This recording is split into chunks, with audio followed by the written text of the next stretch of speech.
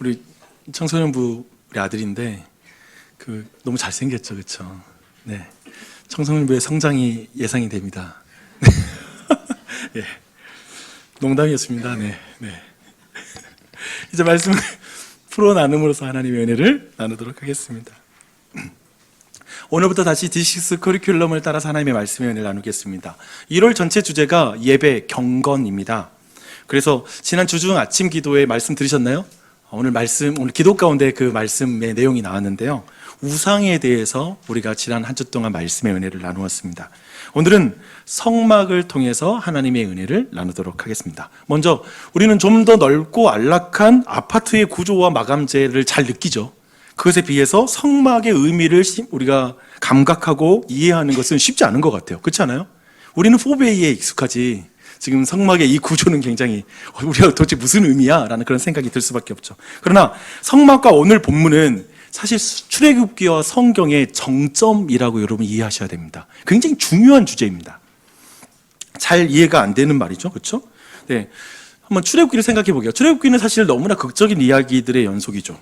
그래서 일찍부터 수많은 영화 감독에 의해서 출애굽기가 극화되기도 했습니다.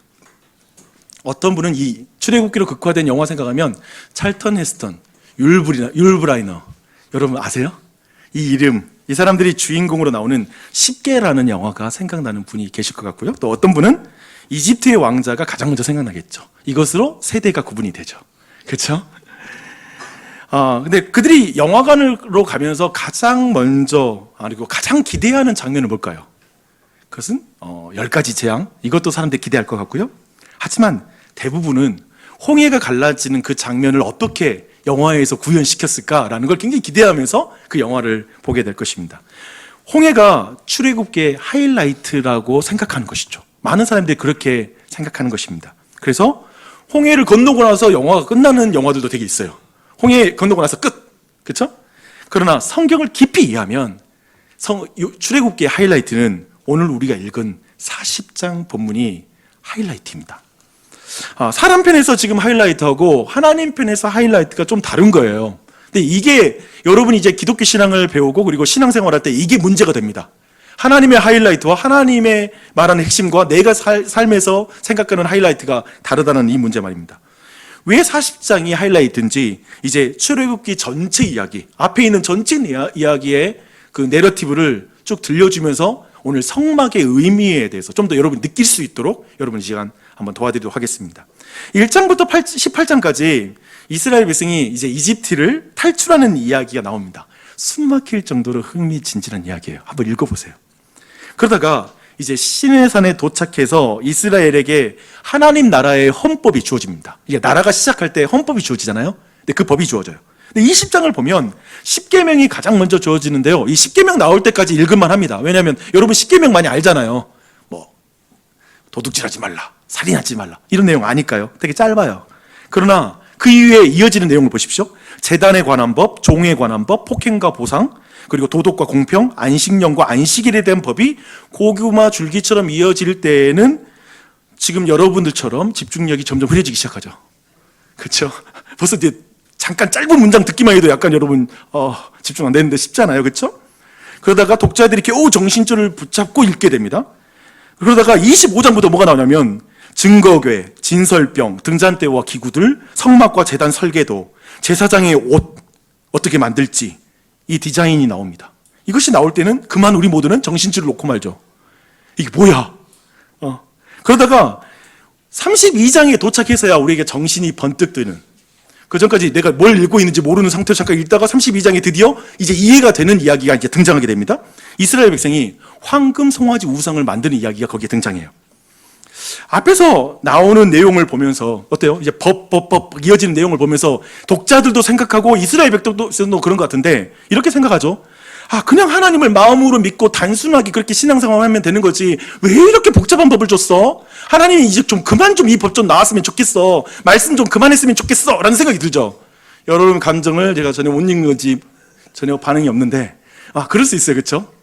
뭐 복잡해, 구약에서 안 태어난 게 다행이다, 신약에서 태어나니까 좋아, 뭐 이런 생각을 할 수 있겠죠. 그런 생각을 하는 독자들의 생각을 이스라엘 백성이 행동으로 옮긴 사건이 황금 송아지를 만든 사건이라고 저는 생각하는 거예요. 왜 그러냐면 신을 단순하게 만들어 버렸기 때문에 그렇습니다. 신의 입을 틀어막아 버려요. 단순해지죠. 말 좀 그만해 하고 입을 틀어막은 사건이 황금 우상을 만드는 사건이라는 것이죠. 이야기의 흐름을 보면 황금 우상을 만든 이 사건은 명징하게 이스라엘이 하나님께 반역을 저지른 일이었습니다. 온 우주의 창조주여 왕이신 하나님은 이스라엘에게 지금 시내산에서 선악을 규정하는 말씀을 주고 있잖아요. 법을 주고 있잖아요.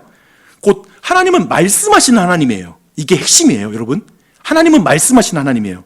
그런데 이스라엘은 금속을 녹이고 조각칼로 깎아서 송아지를 만들게 됩니다. 즉 말을 하지 못하는 신을 만드는 것입니다. 신의 입을 틀어막은 인간은 흥미롭게도 이어서 뭐라고 말하냐면 내일은 여호와께 드리는 축일이라 예배날이라 라고 이렇게 말을 합니다. 그들이 예배를 규정하는 말하는 자가 되는 것이죠. 말하는 자. 에덴 동산에서 있었던 그 첫 번째 반란, 그때 반란도 사실상 하나님의 말씀 안 듣고 내가 말하는 자가 되는 게 죄거든요. 그렇죠? 선악을 규정하는 말을 내가 하는 거거든요. 근데 그게 죄인데 그 반란 이후에 드디어 시내산의 봄이 올 줄 알았어요. 출애굽했으니까 이제 드디어 시내산의 봄이 왔다, 예배가 회복된다라는 이 기대하는 시점에 시내산의 쿠데타가 일어난 거예요. 반란이 일어났죠. 거짓된 예배를 드리는 일이 지금 황금 우상 가운데 지금 벌어지고 있다라는 것이죠. 이것은 왕이신 하나님에 대한 반역 사건입니다. 그리고 그 일을 주도한 지도자가 누구냐면 모세의 형인 아론이 그 일을 지도했다라고 성경은 말하고 있습니다. 이제 여기에서 잠깐 우리는 예배와 종교 그리고 하나님과 관련된 인간의 태도를 한번 주목할 필요가 있습니다. 이건 성경이 말하는 인간의 죄성과 깊이 관련된 태도입니다. 인간은 하나님의 말씀을 듣기보다 말하는 자가 되고 싶어 합니다. 이게 핵심입니다. 여러분, 말하는 자가 왕이에요. 여러분 안에 왕이 없다라는 건 뭐냐면 내가 말하는 자가 되면 내가 왕인 것이죠. 왕이라는 글자를 손에 새기고 대통령이 되고 싶은 이유가 이것 때문에 그렇죠. 잘 봐봐요. 대통령이라는 말도 말로 다스린다는 거거든요. 그러니까 우리나라에서 가장 내 말이 능력 있는 자가 되고 싶은 건 모든 인간이 가진 욕망이겠죠. 그게 왕이에요, 왕. 어떤 의미에서. 어느 개인만이 아니라, 지금 제가 어느 개인을 말하고자 하는 게 아니라 우리 모두의 욕망을 담은 것이죠. 말하는 자가 되는 거. 그래서 교회 안에서 벌어지는 일이 어떤 일이냐면, 교회 안에서는 사실상 우리 모두가 신앙생활하면서 왕이신 하나님을 부정하는 사람 여기 아무도 없을 겁니다. 특별히 여기 안에 신앙을 가지신 분들은 우리의 왕이 누구십니까? 그러면 모두가 하나님이 우리 왕입니다 라는 것에 대해서 그것을 부정하는 사람은 아무도 없어요. 그래서 교회 안에 사실상 우리는 왕이신 하나님을 끌어내리지는 못하고, 그래서 우리가 왕이 되려고 하는 행동이 뭐냐면 대리청정을 합니다. 이걸 수렴청정이라고 말하기도 합니다. 왕이신 하나님께서 병든 것도 아닌데 대리청정하고 있고, 왕이신 하나님이 어린아이도 아닌데 수렴청정을 하는 일이 교회 안에서 그리고 신자들 안의 삶에서 벌어지는 것이죠. 근데 그리스도인들은 여러분 안에 모두가 나는 아니요, 난 한 번도 대리청정하려고 생각 안 하고 있는데요, 내가 왕이 되려고 시도한 적이 없는데요 라고 말할지 모릅니다. 근데 이것이 스스로 왕이 된 것입니다. 하나님의 말씀을 듣지 않을 정도로 귀를 막고 사는 거, 하나님의 말씀을 안 듣는 거, 자기 생각과 고집대로 그냥 내 인생 살아가고 하나님의 말씀을 전혀 신경 쓰지 않는 게 사실상 수렴청정, 대리청정하고 있는 거죠. 내가 왕이 되어서 말하는 자가 되어서 사는 것이죠. 사실상 우리 모두는 대부분 성경을 주중에도 한 번도 읽지 않으므로 사실상 하나님의 입을 틀어막고 사는 것이죠. 우리 모두 성경이 하나님 믿어요. 근데 사실상 성경을 읽지 않으므로 그가 전혀 나에게 말하지 못하는 상태로 신앙생활을 할 수 있는 것이죠. 그러면서 우리는 이렇게 말할 수 있습니다.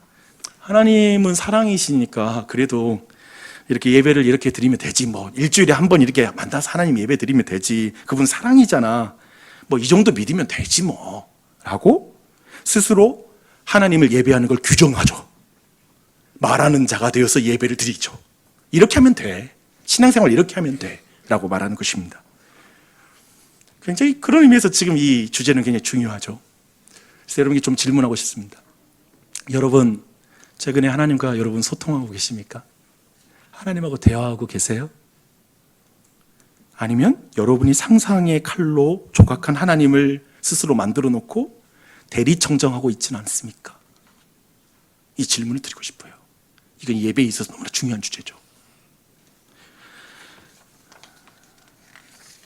계속 이야기를 이제 이어서 한번 더듬어 보겠습니다. 이제 반역한 이스라엘을 보면서 왕이신 하나님은 모세에게 리셋 버튼 누르자고 말해요.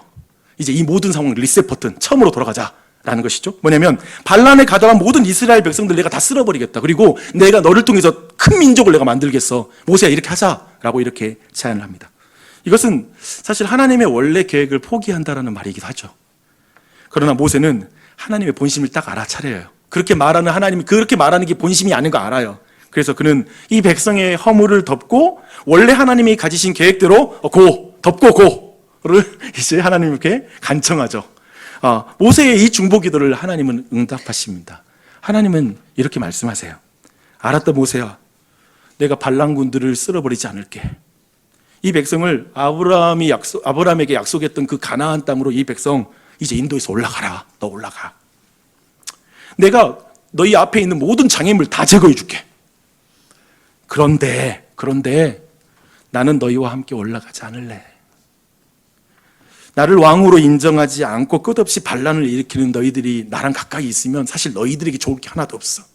내가 참지 못하고 너희들 쓸어버릴 거야. 라고 이 말씀을 합니다. 이 말씀 들으면 어때요, 여러분? 약간 슬프지 않아요? 약간 포기한다는 느낌 들잖아요. 그 순간 우리 모두는 부부관계에서도 그렇고 부모 자녀 관계에서도 약간 이런 포기하는 말 들으면 그래 알아서 네 마음대로 해. 이게 그렇게 슬플 때가 있어요. 네 마음대로 하는데도 슬퍼. 그렇죠? 그 느낌이 들어요. 이 말씀을 듣고 이스라엘은 슬퍼하면서 그들의 장신구를 떼어냈다라고 말하고 있습니다. 근데 여기서 여러분 약간 외과 수술을 하는 의사의 눈으로 하나님의 말씀을 좀 볼 필요가 있습니다. 하나님은 우리를 포함한 모든 사람들이 종교에 기대하는 것, 어쩌면 기독교 신앙에 기대하는 것을 다 해주겠다고 지금 말하고 있습니다. 뭐라고 말하고 있어요? 가나안 땅으로 올라가게 해줄게. 너의 대적들을 다 내가 물리쳐줄게. 네 인생 내가 형통하게 해줄게. 순탄하게 네 앞길, 2024년 네 앞길 다 순탄하게 만들어줄게 라고 지금 약속하는 거죠. 우리 모두가 종교에서 기대하는 거잖아요. 그리고 우리가 시험 드는 건 뭐예요? 내 자식 어떤 상황에서 정말 내가 생각하는 좋은 길로 하나님이 인도하지 않아주면 시험에 빠지죠. 뭐 그게 우리 인생이죠. 그렇죠? 그러니까 근데 그런 거 지금 다 해주겠다는 거예요. 다 해줄게. 원서 써. 근데 내가 성적 좋은 놈들 다 다른 대학교로 보내가지고 내 아이를 내가 거기 보내줄게. 뭐 이렇게 약속해 주죠. 그리고 이러고 말씀하시는 거예요. 근데 다만 나는 너와 함께 이 한 해 동안 함께 하지 않을 것이다. 너와 함께 올라가지 않겠다.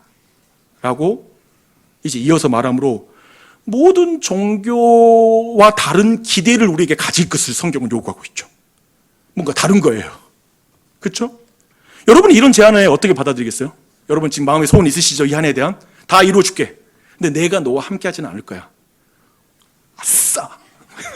대박. 괜찮아요. 뭐 내년에 또 만나요. 뭐 이런 분위기 할 수 있잖아. 우리가 충분히 굉장히 좋잖아요. 이제 그 분위기 그럴 수 있어요.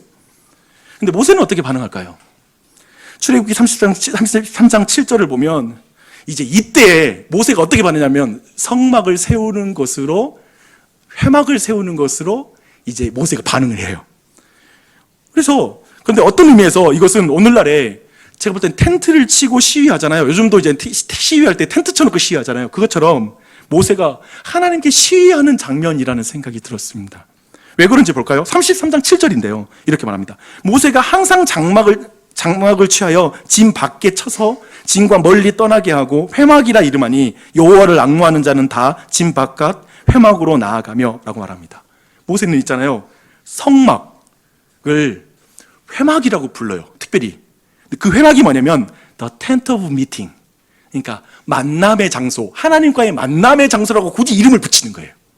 흐름을 주목하십시오. 지금 하나님은 이스라엘과 함께하지 않겠다라고 말했어요. 방금 전에 함께하지 않겠다고 말했고 같이 가지 않겠다고 밝혔고 모세는 텐트 쳐놓고 하나님과 만나는 만남의 장소야, 만남의 텐트야라고 이렇게 텐트 이름 붙여놓은 거예요.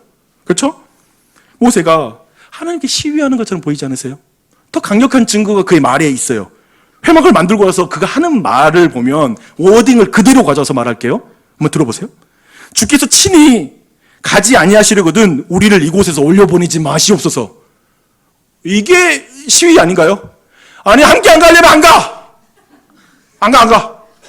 같이 가든지 안 그러면 나 여기서 그냥 버틸 거야. 이 시위죠, 시위. 모세가 시위하는 것이라는 해석이 지나친 해석이 아니라는 것을 여러분 알게 될 것입니다. 하나님은 이때 모세에게 어쩌면 정말 감미로운 말씀을 이때 하세요. 뭐라고 하냐면 네가 말하는 이 일도 내가 하리니 그래 같이 올라갈게. 너는 내 목전에서 은총을 입었고 내가 이름으로도 너를 알아. 이 표현을 써요. 이름으로 너를 알아. 너무 감미롭지 않아요? 이 말씀하시죠. 자식 이기는 부모 없듯이 하나님은 모세의 기도에 응답하십니다. 그리고 모세는 오늘 우리 본문과 관련된 기도를 또 드립니다. 뭐라고 하냐면 원하건대 주의 영광을 내게 보이소서. 주의 영광을 내게 보이소서. 하나님은 또 모세의 기도에 응답합니다. 제가 한번 상상해 봤어요. 이때 하나님의 감정까지 포함시켜서 말한다면 하나님은 신이라서 하나님의 마음을 이해하는, 마음을 아는 모세에게 자신의 영광을 보여주셨습니다. 저는 신났을 것 같아요. 그렇죠? 여러분 한번 생각해 봐요. 여러분 이런 기도를 드려본 적 있어요? 하나님의 영광을 내게 보여주세요. 이 기도를 혹시 언제 하셨어요? 최근에 하셨어요? 오늘 이 예배 드리면서 하나님의 영광을 보여주셔서 우리 안에 익숙한 기도, 아까 말한 대로 종교에 대한 기도, 하나님 이 한 해 동안 잘 되게 해주시고 문제 없게 해주시고 크게 나쁜 일 안 생기게 해주시고 직장에서도 좋은 일, 그리고 정말 우리 아이들에게도 병들지 않는 일이 있게 해주십시오. 이런 기도들은 우리 안에 익숙할 수 있는데 하나님의 영광을 내게 보여주십시오 라는 기도를 드렸는지 한번 돌아볼 필요는 있는 것 같아요. 잠깐 멈춰서서 이제 지금까지 출애굽기의 내용을 쭉 정리하며 회막의 의미를 한번 생각해 보면 좋겠습니다. 출애굽은 있잖아요. 애굽으로부터의 탈출이잖아요. 애굽으로부터의 구원이면서 동시에 가나안 땅으로의 구원이라는 사실을 놓치면 안 됩니다. 그러니까 salvation from이죠. 무엇으로부터의 구원이기도 하지만 salvation to가 있는 거예요. 근데 정확하게 말하면 뭐냐면 약속의 땅에 가기 위해서 출애굽하는 거예요. 목적이 뭐죠? 약속의 땅에 가는 거죠. 그리고 출애굽은 수단이죠. 그렇죠? 바로의 압제로부터 해방되는 것은 온 우주의 진정한 왕이신 하나님의 통치를 받기 위해서 잘못된 왕의 통치를 벗어나는 것이죠. 하나님이 그렇게 일하시는 거예요. 하나님의 구원에는 목적이 있다는 거예요. 출애굽은 목적지를 가기 위한 출발일 뿐입니다. 위에서 본 대화에서 모세는 그런 의미에서 더 구체적으로 분명하게 우리 모두에게 출애굽기의 하이라이트를 이렇게 말하는 것이죠. 우리가 출애굽한 것은 가나안 땅에 들어가기 위해서가 아닙니다. 자유민이 되기 위해 노예 상태에서 해방되는 것도 아니에요. 경제적 해방을 위해서도 하나님이 오신 게 아니에요. 우리가 출애굽을 한 것은 하나님과 함께하기 위해서입니다. 하나님과 함께하기 위해서입니다 라는 것이죠. 그래서 출애굽의 하이라이트는 갈라진 바다 사이로 구원을 받은 14장이 아니고 하나님이 이스라엘 가운데 성막에 임하는 40장이 하이라이트가 되는 것이죠. 그리고 이 성막의 의미를 이해되시죠? 하나님과 함께하는 곳. 이렇게 출애굽기의 하이라이트를 파악해야 우리는 성경과 우리네 신앙의 현 주소를 정확하게 이해할 수 있습니다. 나는 하나님과 함께하는 것에 관심이 있나? 나는 지금 어디에 있지? 오늘 이 주일날 여러분이 왜 와 있을까요? 그 질문을 하죠. 지금까지 출애굽기를 성막의 의미를 중심으로 한번 쭉 살펴보았습니다. 조금은 길게 출애굽기를 좀 앞에 내용을 좀 요약한 거죠, 그렇죠? 사실 짧죠. 지금 40장 분량을 그냥 39장 분량을 이 정도로 요약했으니까, 그렇죠? 하지만 설교 안에서는 사실 많은 분량을 할애했습니다. 성막에 임하는 하나님의 영광을 오늘 본문을 좀 더 정확한 위치에서 보고 싶어서 빌드업을 했어요. 그래서 우리가 지금 올라갔는데 마치 해돋이에 우리가 좀 이번에 연초에 어떠셨어요? 해돋이 보러 가신 분 계실 수 있을 텐데 해돋이를 보는 그 장관을 가장 분명하게 보기 위해서 우리는 산 정상에 오르잖아요. 그 베스트 스팟을 찾아갔죠. 최고의 그 전망대를 찾아가게 되죠. 근데 이제 성막에 임하는 하나님의 영광을 보는 베스트 스팟 쪽으로 여러분을 좀 인도해 보겠습니다. 그쪽으로 좀 더 가보실게요. 그 전망대가 어디냐면 40장 2절입니다. 너는 첫째 달 초하루에 성막 곧 회막을 세우고 라고 말합니다. 사실 이 시간의 의미가 사실은 그 전망대인데, 성막을 세우는 시점은 홍해 사건 이후에 거의 1년이 지난 시점입니다. 그리고 지난 1년의 시간은 앞에서 살펴본 것처럼 왕이신 하나님과 함께 있는 것을 끔찍이 싫어하는 이스라엘의 헛발질로 채워진 시간이기도 했죠. 그렇죠? 그래서 그들이 1년 동안 한 게 뭐였냐면 물투정, 반찬 투정하는 거. 그러니까 인생 그냥 먹고 사는 문제로 그냥 하나님 계속 그분한테 핑계 원망하고 불평하는 거. 그리고 중간에 황금우상 만들고 우리가 본 그런 대화들과 일들이 1년의 과정이 그 사이에 있었어요. 그 1년 사이에. 그럼에도 지금 여러분 주목할 건 1년 만에 성막이 지금 세워지는 거예요. 뭐냐면 그럴 자격이 없는 이스라엘 가운데 하나님이 성막 가운데 임하고 있다라는 거죠. 그걸 주목해야 한다는 것이죠. 이걸 다른 측면으로 말하면 지난 1년 동안 하나님과 함께하는 것에 관심 없는 이스라엘과 함께하고 싶어하는 하나님의 은혜가 채워진 게 1년이죠. 하나님이 포기하지 않는 사랑, 열심히 채워지는 게 그 1년이었죠. 우여곡절 끝에 성막이 세워지는 것은 그래서 우리 모두에게도 의미가 있습니다. 여러분은 한번 지난 1년 돌아보세요. 그리고 여러분 오늘 여기 지금 와 있습니다. 여러분은 오늘 여기서 예배할 자격이 있는 1년이라고 생각하세요? 내가 지난주에 괜찮지 뭐 여기 충분히 있을 만한 사람이지. 여러분 모두 황금 우상을 만든 아론처럼 우상을 만들진 않았나요? 혹시 그렇게 자격 없는 자 아닙니까? 그런데 놀랍게도 2024년을 시작하는 이 시점에 우리 모두는 지금 이 예배당에서 예배를 드리고 있고 이 말씀을 듣고 있죠. 어떻게 해요? 여러분이 실력이 있어서요? 의지가 많아서? 오늘 내가 잠자고 싶었는데 의지를 깨고 왔기 때문에 여러분이 이렇게 이 자리에 있나요? 아니요. 성경은 말합니다. 모세보다 더 탁월한 중보자가 계시기 때문에 그렇습니다. 예수님은 목숨을 걸고 우리를 위해 기도하는 정도가 아니라 우리의 죽음을 대신 죽으셨습니다. 그 중보자 때문에 우리 모두가 여기에 있는 것이죠. 그래서 우리가 여기 있는 거예요. 우리에게 그래서 또한 우리 모두를 놀랍게도 우리 아론과 같은 존재인데 오늘 성경이 그런 것처럼 아론이 대제사장이 돼. 말이 돼요? 황금 우상을 만들 때 그 주역이거든요. 앞에 있는 지도자였거든요. 그 만드는 일에 앞장섰거든요. 근데 왜 아론이 대제사장이야? 말이 안 되지. 근데 사실 우리가 그러한 자가 아닌가요? 이게 정말 큰 은혜예요. 그래서 바로 그 자리가 성막에 임하는 하나님의 영광을 보는 최고의 장소라고 말하고 싶어요. 거기가 그것입니다. 지금 1년. 여러분이 그 지난 1년을 정확하게 보는 것, 2023년도를 좀 더 정확하게 보는 것, 인식하는 것, 하나님의 관점으로 자신의 삶을 보는 것, 그리고 은혜로 내가 여기 있다는 사실을 발견하는 것. 그게 하나님의 영광을 보는 가장 좋은 자리이죠. 이제 성막에 임하는 하나님의 영광을 보는 베스트 웨이에 대해서 볼게요. 최고의 방법을 한번 여러분에게 소개해드리도록 하겠습니다. 그 방법은 뭐냐면 40장 앞부분에 나오는 이 성막이 세워지는 봉헌되는 이 과정을 좀 주목할 필요가 있습니다. 모든 과정은 아까 우리가 봤던 황금 우상, 즉 잘못된 거짓된 예배와 반대 형태로 나타나요. 하나님은 모세에게 말씀하시는 하나님입니다. 보세요. 모세에게 말씀으로 시작하잖아요. 그리고 모세는 하나님의 명령에 순종해요. 그래서 말씀을 보면 하나님께서 모세에게 명령하신 대로 다 행하였더라 라는 말을 7번 반복합니다. 19절, 21절, 23절, 25절, 27절, 29절, 32절 7번을 반복해요. 하나님께서 모세에게 명령하신 대로 다 행하였더라. 다 행하였더라. 7번의 반복은 창세기의 7일의 창조를 연상시키므로 이 성막이 새 창조와 관련이 있다는 걸 우리가 알려주는 것입니다. 의도적으로 성경이 지금 거대한 성경의 역사와 이야기와 연결시켜서 우리에게 그 의미를 알려주고 있습니다.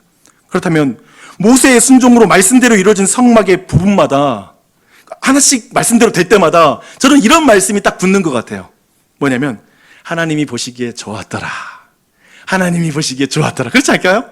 기둥이 세워질 때, 말씀대로 세워질 때 아유 저게 하나님 내 말대로 된 걸 보니 좋았다 라는 이 탄성과 기쁨이 그 안에 있었을 것입니다.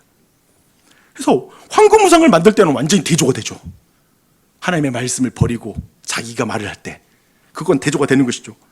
이제 하나님이 말씀하시고 모세가 순종합니다.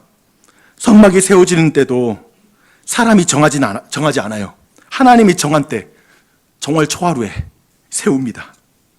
그리고 하나님의 말씀대로 이루어진 그곳에 하나님의 영광이 임하는 것이죠. 하나님의 말씀대로 된 곳에 하나님의 영광이 임합니다.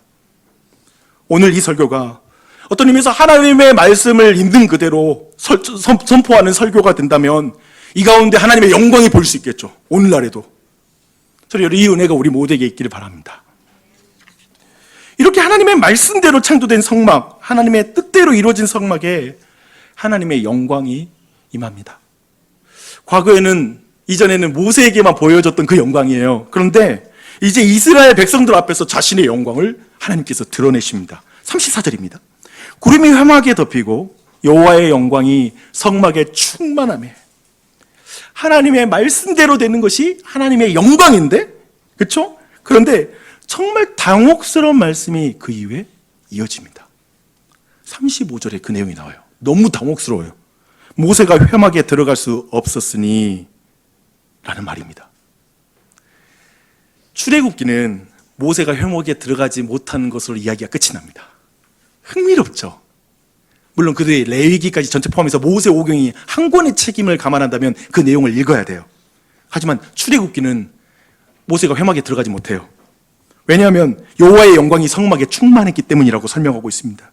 이제까지 본 것처럼 우리는 이게 당혹스러운 건 뭐냐면 모세는 하나님의 말씀에 완전히 순종했잖아요. 그리고 모세는 하나님의 친구라고 인정받았거든요.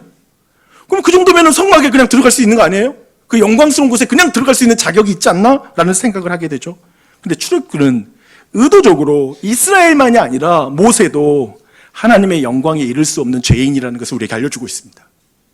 모든 사람이 죄를 범하였음에 하나님의 영광에 이르지 못한다라는 말씀을 우리에게 말씀하는 것이죠. 도대체 그러면 어떻게 죄인이 하나님의 영광의 임재 안에 들어갈 수 있습니까? 라는 우리 안에 탄식이 나오죠. 사실 그 내용을 알려주는 게 레위기예요. 레위기 보시면 돼요. 그렇죠? 근데 그보다 더 좋은 것을, 그 방법을 제가 말씀드릴게요. 왜냐하면 저는 이제 요한복음으로 가려고 그래요.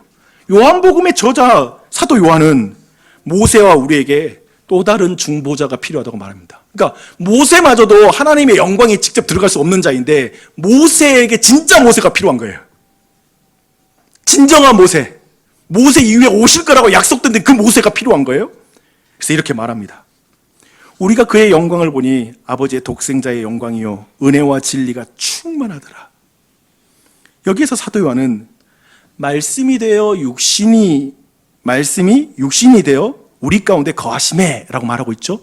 잘 보십시오. 이 거하심에 라는 이 동사를 구름이 회막에 덮이고에서 덮이다라는 동사에서 가져옵니다. 오늘 성막과 관련이 있는 말씀인 거예요.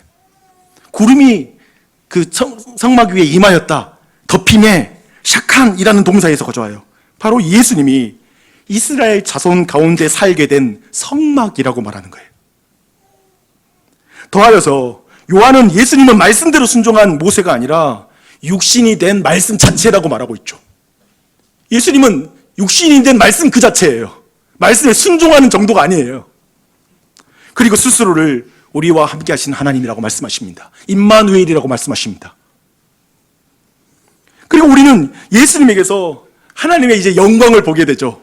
그 하나님의 영광은 뭔가요? 은혜와 진리가 충만한 영광. 은혜와 진리가 충만한 영광입니다. 근데 그 은혜와 진리가 충만한 영광은 뭘까? 사실 여러분, 교회 오면 우리에게 익숙한 건 하나님께 영광 돌립니다. 하나님 영광 보기 원합니다. 하지만 영광이 뭔지 정확한 개념을 갖는 건 쉽지 않은 것 같아요. 도대체 그게 뭐야? 라는 거죠. 근데 거기에 대한 가장 중요한 하나의 개념은 은혜와 진리가 충만한 아름다움, 그 존재의 아름다움을 보게 되는 것이죠. 모든 사람은, 생각해 보세요. 모든 사람은 죄를 범하여서 하나님의 영광에 이르지 못하게 됐습니다. 모두가 우상을 만든 아론이죠. 모두가 황금 우상을 만드는 이스라엘 백성이죠. 모두가 말하는 자였죠. 순종하기보단 자기가 말하는 자. 지난 한 주도 얼마나 자주 그랬는지. 그 말은 진리를 따른다면 죄인은 공정하게 죽어야 되는 상태죠.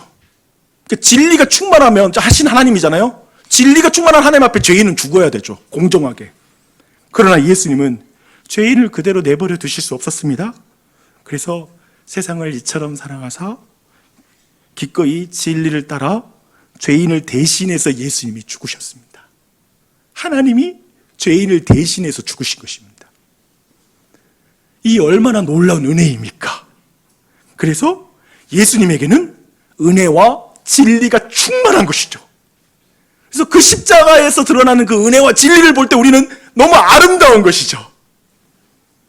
가장 탁월한 인간 모세도 만들 수 없었던 진리와 은혜라는 것이 그 안에 드러나죠. 모세는 우리를 위해서 대신 죽을 수는 없거든요. 그러나 그는 말했거든요. 나를 생명책에서 지우더라도 이 백성 구원해 주세요. 너무 아름다운 거야 그게. 그런데 그것은 진리는 아니에요. 이들이 죄인인 상태로 구원해 달라는 거니까. 근데 예수님은 그 백성의 죄를 위해서 대신 죽어주는 진정한 모세가 되심으로 은혜와 진리가 충만한 하나님이신 것이죠. 그렇게 드러나요. 그것이 바로 은혜와 진리가 충만한 하나님의 영광입니다. 근데 저는 지금 굉장히 여러분과 함께 굉장히 깊이 있는 이야기를 하고 있습니다. 이 은혜와 진리는 사실상 성막의 설치 방향에서도 잘 드러납니다. 성막은 지형에 따라서 안전하게 세우면 되는 게 아니에요. 성막의 방향도 성경에서는 결정이 나 있습니다. 성막의 앞은 동쪽을 향해야 됐습니다. 동쪽이라는 방향은 타락한 인간이 에덴 동산에서 쫓겨날 때 쫓겨난 방향입니다. 동쪽으로 쫓겨나요. 그래서 창세기 3장 24절에 보면 이렇게 말씀됩니다. 이같이 하나님이 그 사람을 쫓아내시고 에덴 동산 동쪽에 그룹들과 두루 도는 불칼을 두어 생명나무의 길을 지키게 하시니라 라고 말합니다. 사실 성막은 에덴 동산의 복원 형태로 모든 디자인이 에덴 동산을 복원하는 형태로 내부에 모든 장식을 만들어놨어요. 근데 그 편을 동쪽을 향해서 그 편이 열려 있는 거예요. 그 앞쪽이.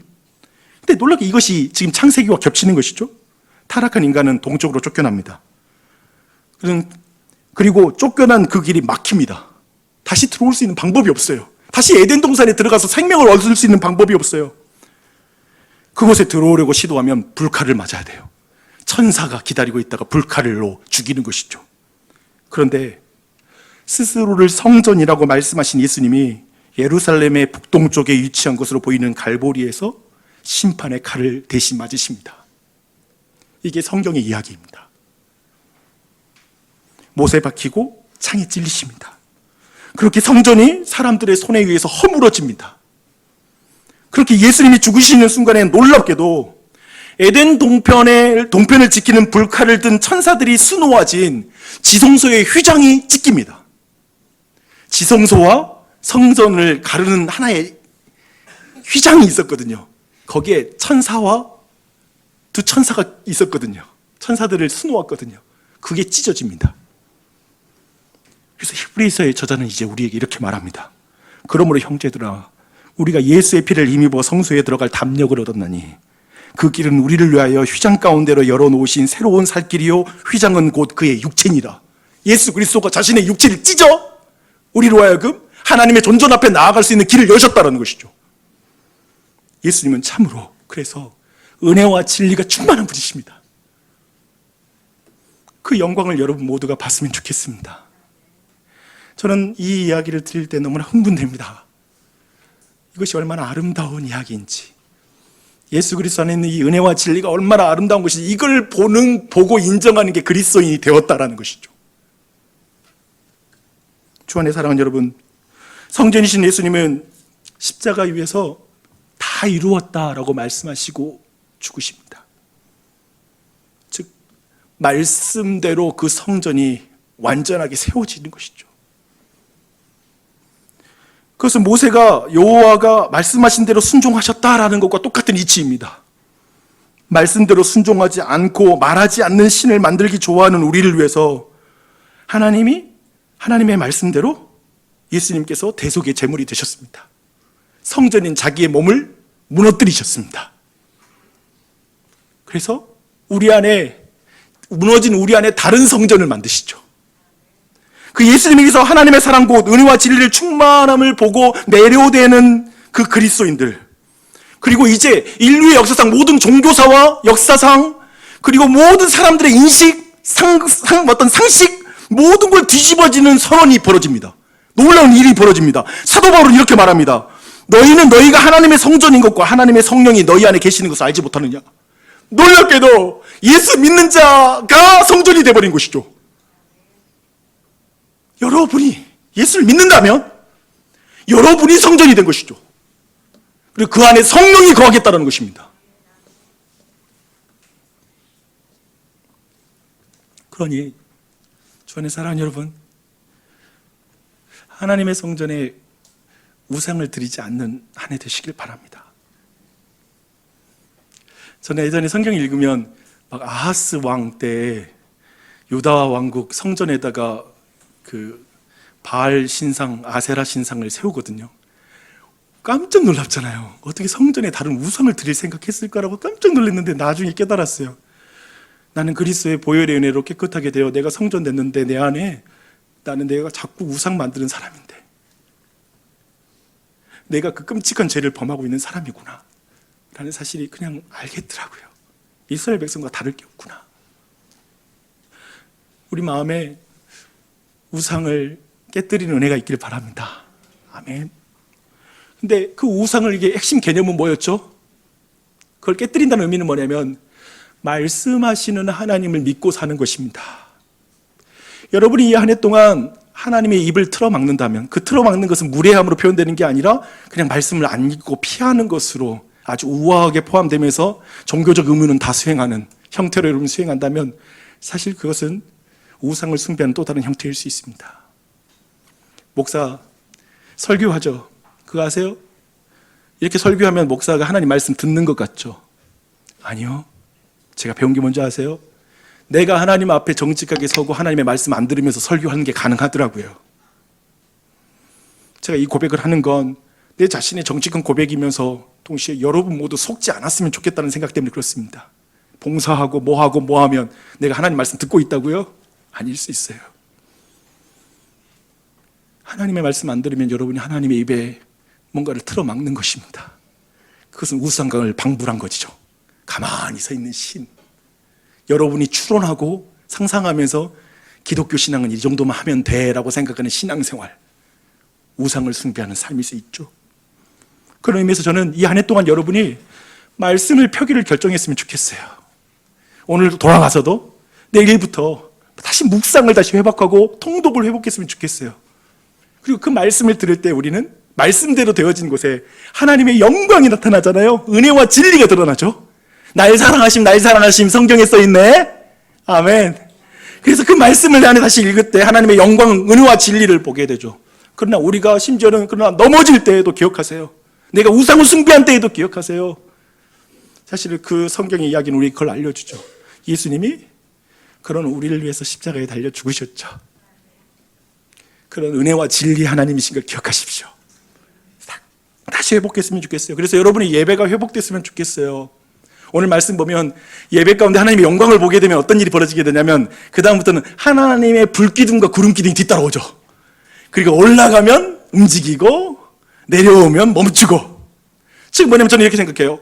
주일날 드리는 이 공예배가 이 한 해 동안 여러분이 하나님의 영광을 보는 예배가 된다면 우리의 일상 가운데 하나님의 인도하심을 받는 삶의 예배가 가능할 줄 믿습니다. 둘은 분리되지 않아요. 그러니까 주일 많은 예배 드리고 그리고 아니면 주중에만 예배 드리는 건 없어요. 우리가 함께 모여서 하나님의 영광을 보고 그리고 내 삶 속에서 불기둥과 구름기둥의 인도하심과 보호하심을 경험하는 것, 그게 우리가 꿈꾸는 그리고 우리가 소망하는 예배인 것이죠. 이 예배의 회복이 있어야 돼요, 여러분. 그래서 여러분이 그걸 간구하는 우리 모두가 됐으면 좋겠습니다.